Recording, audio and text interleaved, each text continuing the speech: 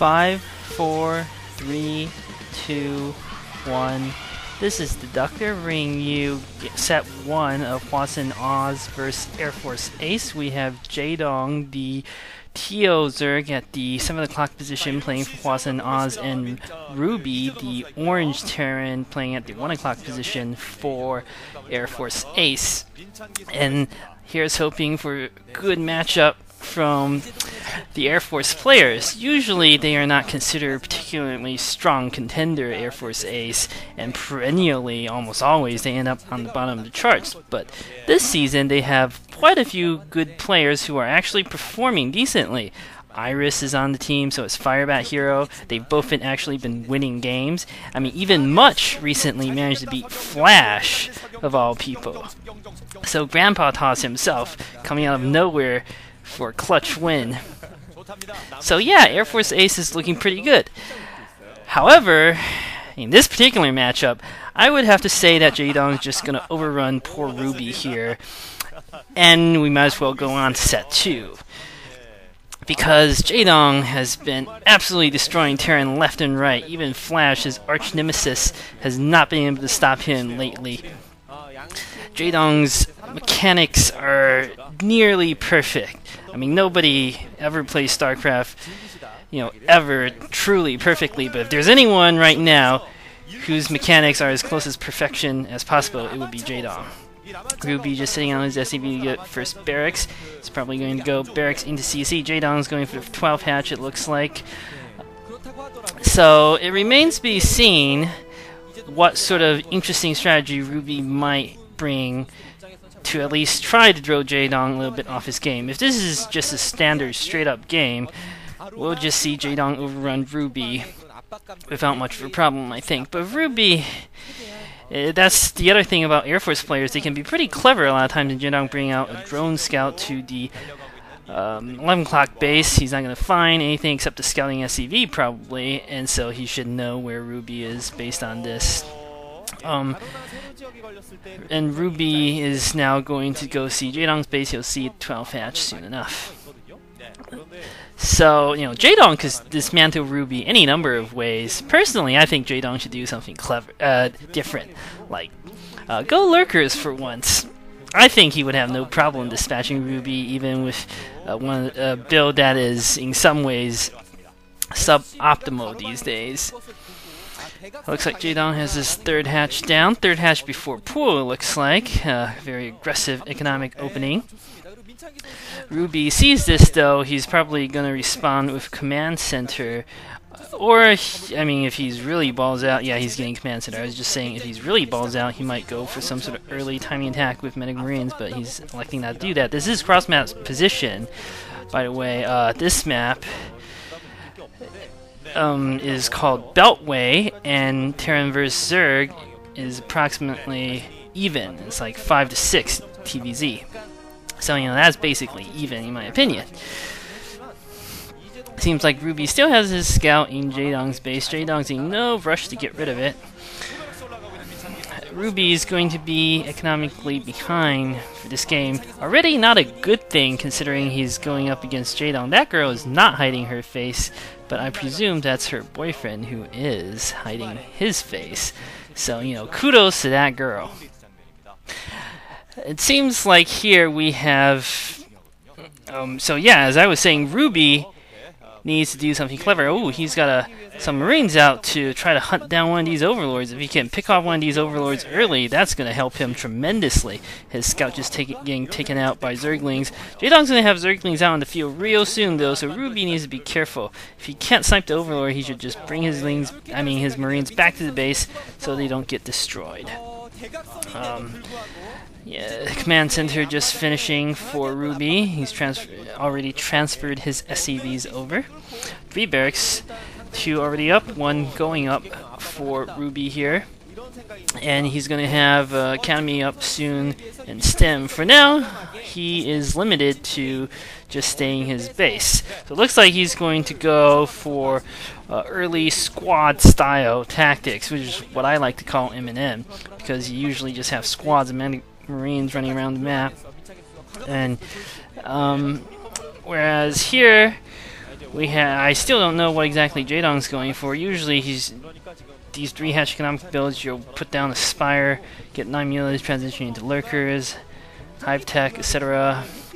Layer's already up for Jaedong. I don't see the Spire yet, but oh, there's the Spire at his 3rd hatchery. So we'll see what Jaedong chooses to do. Maybe he'll just finish Ruby off with muleless alone. Against someone like Ruby, whose mechanics can't possibly be as sharp as Jaedong. I mean, from what I know, he was always sort of a mediocre player, but beyond that, on Airforce, you just don't have enough time to practice mechanics. So Jaedong might just brute force his way and achieve victory that way. Ruby does have a decent number of medic marines out on the field, pretty big army. But Jaedong, you can see Jaedong's perspective here. He's got a lot of lings in the middle of the map. He might be setting up for some sort of surround. That's his favorite type of tactic now. He's putting down 2 creep colonies just to be sure, moving that Overlord out of the way. It looks like Jaedong's going with these lings, attacking some of these marines, doing some damage, picking off a few marines, but losing some lings, not. But critically delaying the medic marines. As soon as some fire bats coming out for Ruby, as soon as these Sunkens finish, there's nothing Ruby's going to be able to do to break through the front. And then all Jaedong has to do is wait for his Mulus to pop, and he can probably... It looks like Ruby managed to catch the Overlords out of position for Jaedong and kill it. Nice little victory for him, but it's not any sort of crippling blow. Ruby is massing up all his infantry outside Jaedong's base. I don't know whether he wants to go for this attack or not. I think it would be a mistake if he tries to go for this attack. Jaedong has got he's going for the attack. Jaedong got Ling from his base coming out. Fire bats are burning down the Lings, so Jaedong needs to bring his Lings from the back. The Lings are coming from the back, attacking the Marines, doing some damage, but the 2 Sunkens are still up. They're attacking the Marines. Most of the Marines are dead. Mula's coming out just in time, and this attack is going to get destroyed completely. There are 3 fire bats. If Ruby runs them into the drone lines, they might be able to do some damage, but no, he's not able to do that. And now Jaedong has a massive army of Mulus, the 9, and Ruby has very little to defend. He's got some Marines in the middle of the map. I don't think Jaedong's going to choose to go for those. He's probably going to hit straight for the SCV line, knowing that Ruby has nothing. No turrets even, but Ruby is choosing not to run back to his base. He might be choosing to press ahead with this small squad of Mech Marines. That is forcing Jaedong to bring his Mulus back. I mean, Jaedong's going to be able to clean up this army. Ruby stemming, going, trying to pick off the last Sunken, which he's going to be able to do. And some Lings coming out with these Mulus is going to wipe out the Medic Marines, no problem. They kill a few drones, doing a reasonable amount of damage, but critically delaying Jaedong's Mulus from attacking his base. Now Ruby has turrets up. He's going to have a bunker in position.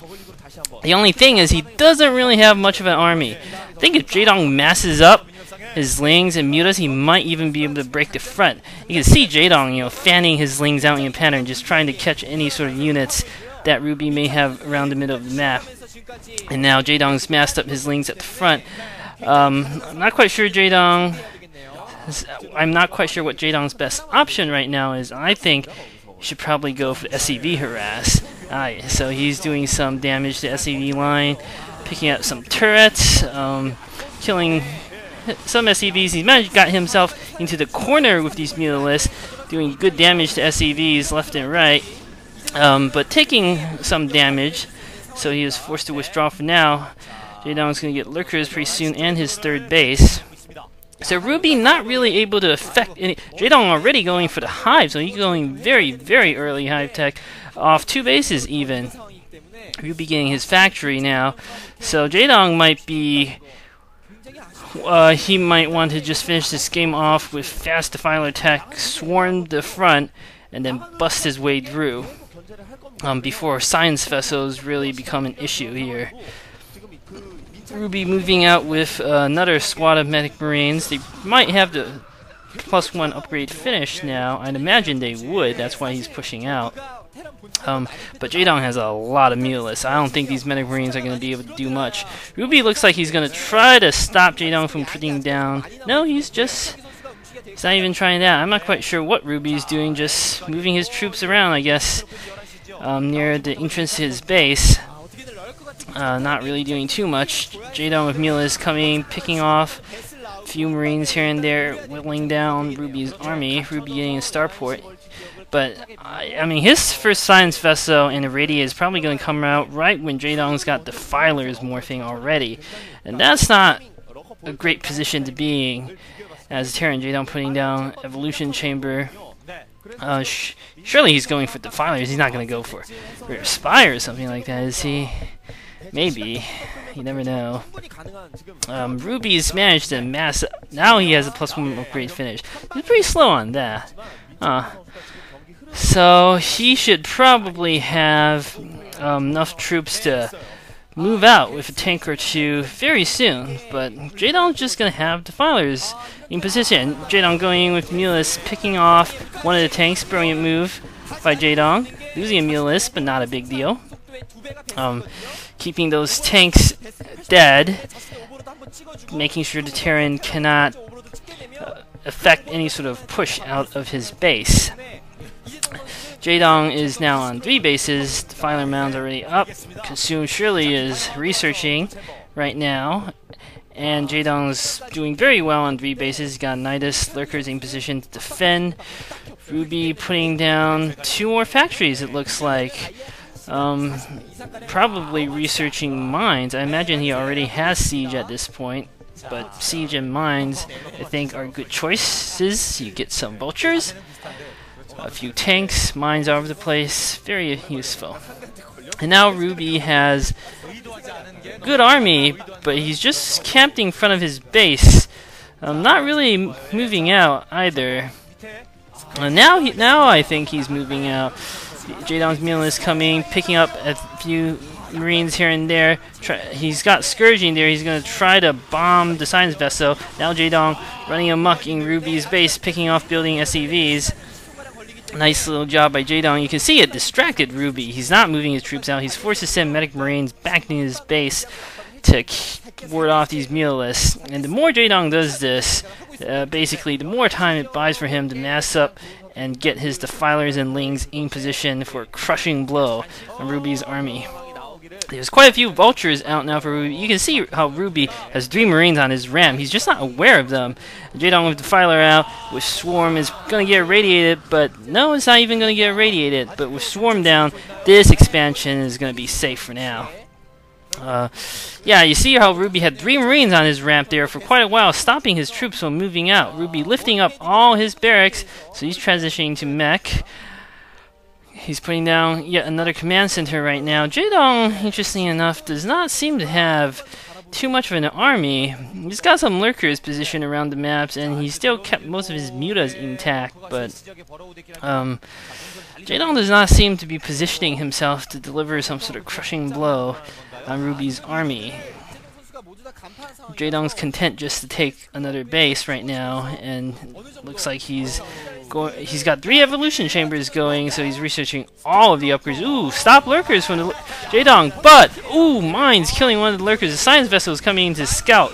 The lurkers do some damage, picking off a few of the vultures, but I'm not sure it was completely worth it. The vultures are pretty cheap, and lurkers killing a few vultures is not exactly the greatest of victories.